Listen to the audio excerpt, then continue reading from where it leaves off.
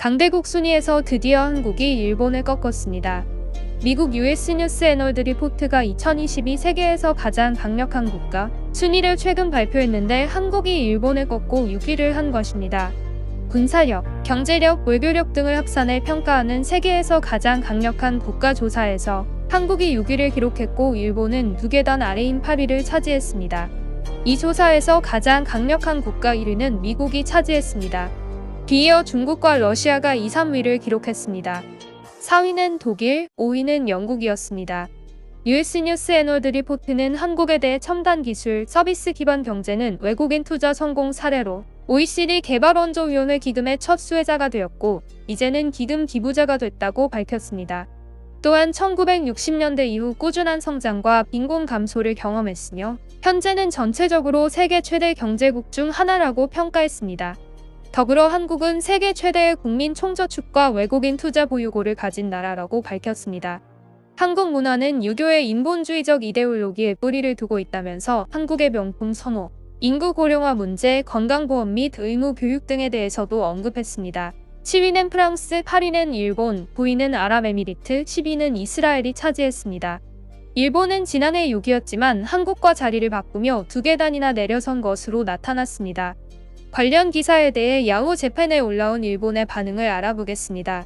일본의 실태는 매우 현저하네. 30년 전부터 들은 저출산 고령화에 아무런 대책을 세우지 않았기 때문에 벌어진 일이다.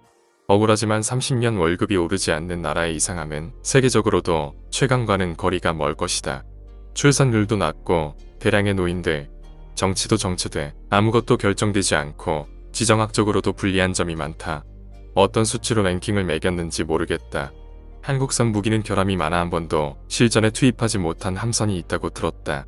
그것도 사용할 수 있는 물건으로 계산한 것일까?